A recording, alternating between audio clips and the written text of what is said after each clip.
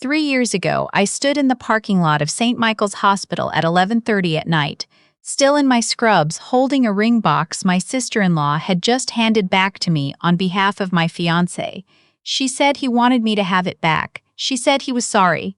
She said, and I remember this word for word because it burned itself into the back of my brain, that he deserved someone who actually showed up. He had been sleeping with her for 4 months. I didn't scream. I didn't cry, not right there anyway. I just stood under the parking lot lights with that little velvet box in my hand, listening to the distant sound of an ambulance somewhere on the freeway, and I thought, I worked a 12-hour shift today. I saved a man's life this morning, and this is what I came home to. Her name was Farah. My fiancé's name was Derek, and for 2 years she had been one of my closest friends. The kind of close where you have a key to each other's apartment, where you text each other pictures of your grocery cart, asking if you need anything, where you cry on the phone together at midnight, because life is hard and you need someone to just listen. I met her through Derek, which I suppose makes sense now. She was his younger sister's college roommate. We clicked immediately, or I thought we did. She was funny and sharp and the kind of woman who remembered small things, like the name of your childhood dog or which coffee order you always switched to in winter. I thought that was warmth. I understand now it was just attention. She was paying attention to everything, cataloging it, figuring out how to make herself indispensable to my life so that when the moment came, I would be too blindsided to see it. Derek and I had been together for 3 years when he proposed. We'd met at a mutual friend's birthday dinner, bonded over a shared hatred of the restaurant's bread service, and been more or less inseparable since. He was a graphic designer, charming and a little zealous, the kind of man who needed to be doing something interesting at all times. I was doing my residency in emergency medicine. I was exhausted and distracted, and probably not the most present partner in the world. I knew that even then. I just thought we were building towards something, that the hard years were the investment, and the life we'd have on the other side would be the return. We got engaged in September. By the following January, I found out he'd been sleeping with Farah since August. 1 month before the ring, I found out because I came home early. I wasn't supposed to be back until the following morning.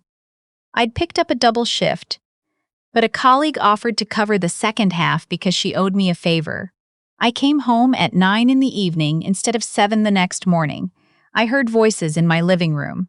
I thought Derek had a friend over. I walked in and they were on my couch, not even the decency of the bedroom. My couch, where I ate takeout and watched television and recovered from shifts that had taken something real out of me.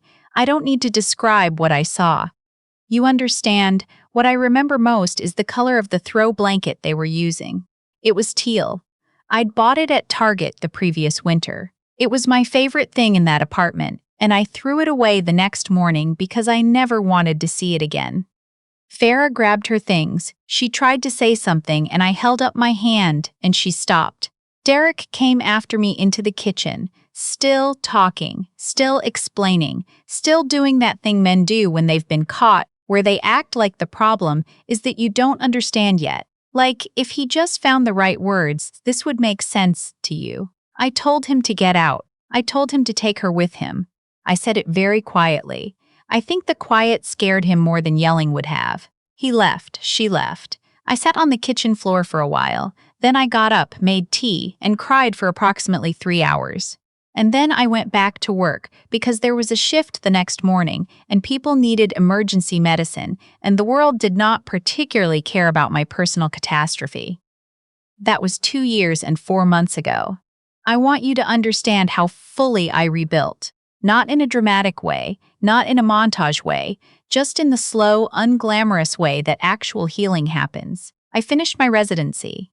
I started dating again, badly at first, then better. I moved to a new apartment, nicer, with better light and a balcony where I grew tomatoes that mostly died but occasionally didn't. I stopped thinking about Derek every day, then every week. Then he became just a fact about my past, like a city I'd lived in once and didn't miss. And I met someone. His name is Warren, Dr. Warren Ashby. He is a cardiovascular surgeon, which sounds like I collected him as a type, But the truth is, we met at a conference, bonded over bad airport food, and argued about treatment protocols for 4 hours before realizing we'd both missed our flights. We dated for a year.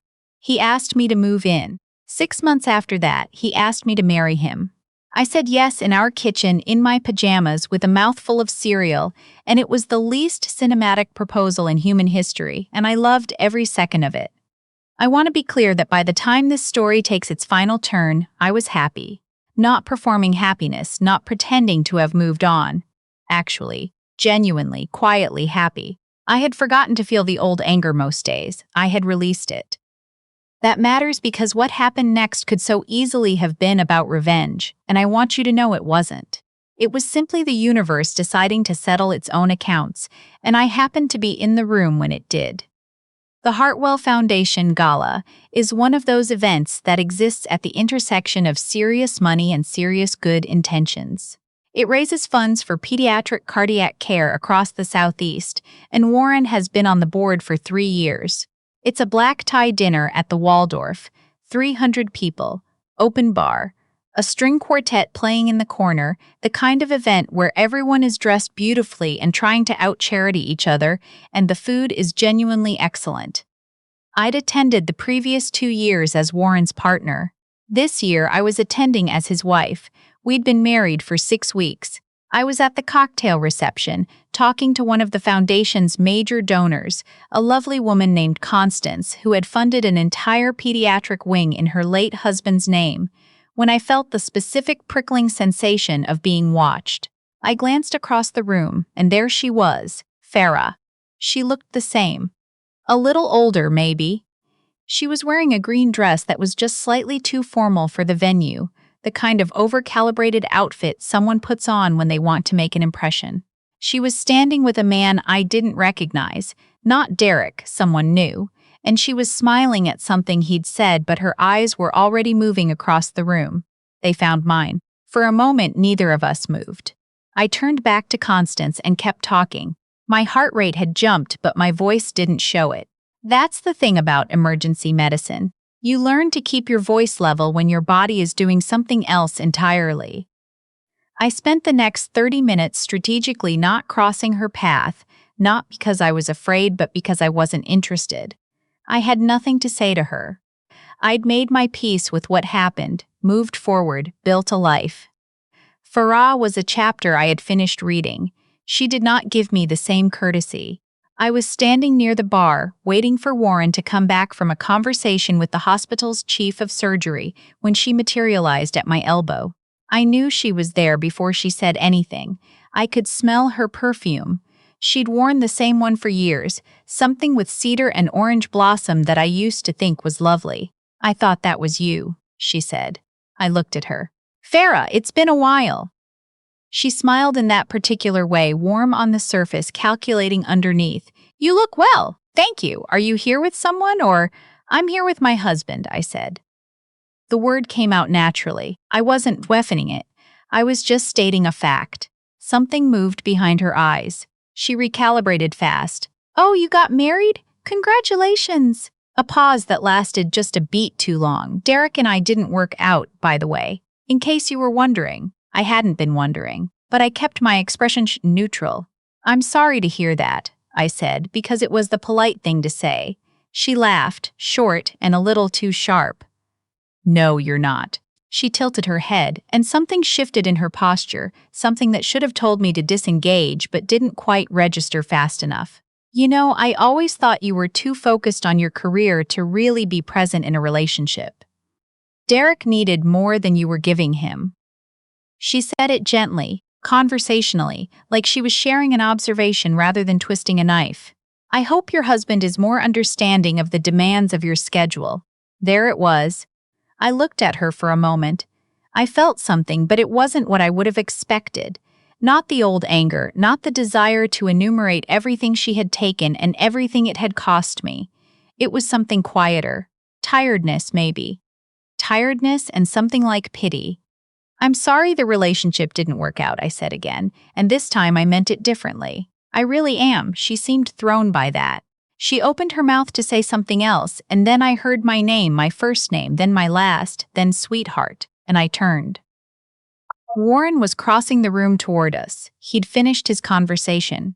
He was in a perfectly fitted tux that he complained about every year, and somehow always looked remarkable in, and he was already smiling at me in that way he had, the way that said he was glad to get back to me and wanted me to know it without making a production of it. He reached us, put his hand at the small of my back, kissed my temple. "Sorry that went long," he said. "Dr. Feldman wants to discuss the new wing expansion next week," I told him Tuesday. He glanced at Farah with polite attention. "I don't think we've met." Farah had gone very still. I watched it happen in real time, the recognition spreading across her face in layers. She knew Warren. Of course she knew Warren. Everyone in this world knew Warren. He was on the cover of a regional medical journal last year. He'd given the keynote at a cardiology conference she'd apparently attended the previous spring because she'd mentioned it in passing to a mutual contact. I'd heard this secondhand, hadn't thought much of it. His name was not uncommon in these circles. But knowing his name and standing in front of him, understanding in this moment that this was my husband, that I was Dr. Ashby's wife, that the woman she'd just told wasn't present enough for a relationship was wearing a wedding ring that belonged to one of the most respected surgeons in the Southeast. Her champagne glass tilted. She caught it before it spilled, barely. "Warren Ashby," she said, and her voice had gone strange. "That's right." He extended his hand pleasantly. "And you are?" She told him her name. He was gracious, asked how she knew me, listened attentively to her somewhat garbled explanation that we were old friends. He was warm the way he always was. Warren is incapable of social cruelty, which is one of the things I love most about him. He would not have been unkind to her even if he'd known the full story. He didn't know the full story.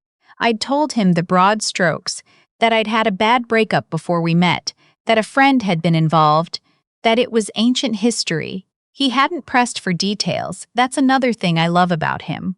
We stood there for perhaps 3 minutes, Warren talking about the Foundation's new pediatric initiative, Farah nodding along with a fixed expression, her champagne glass held very carefully now with both hands.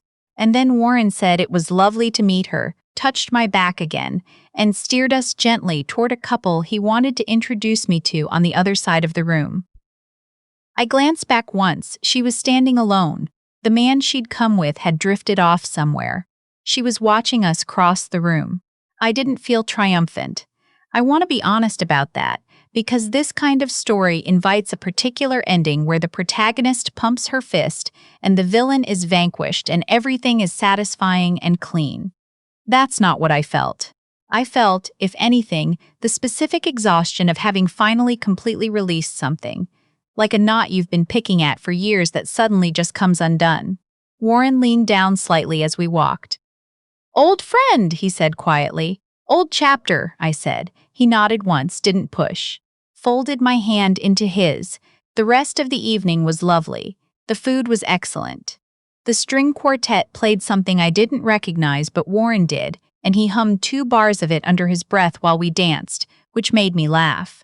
Constance found us again and told Warren an extraordinarily long story about her late husband's first attempt at open-heart surgery in 1987, which was somehow both harrowing and funny. We left at 10:30, took a car home, ordered late-night diner delivery, and ate it on the couch. I thought about Farah once more briefly, somewhere around midnight. I thought about the woman who stood in a parking lot at 11:30 at night holding a ring box, in her scrubs under fluorescent lights, and thought she had lost something irreplaceable. She hadn't. She'd just been cleared out to make room. The couch Warren and I were eating on was dark blue. Not teal. I'd chosen it very deliberately. I don't need her to suffer. I don't need her to apologize. I don't need any kind of accounting from her or from Derek or from the universe on their behalf. What I needed was a life that felt like mine, full and warm and real, and I have that now. But I will admit, just once, just here, standing next to Warren Ashby while she held her champagne glass with both hands and struggled to find something to say, that didn't feel bad. It felt actually like the last page of a story I'd been reading for 2.5 years finally turning. And the next chapter, The one I'm in now, the one with the balcony and the medical conference arguments and the late-night diner food and the man who proposed to me in the kitchen while I had cereal in my mouth, that one I intend to keep reading for a very long time.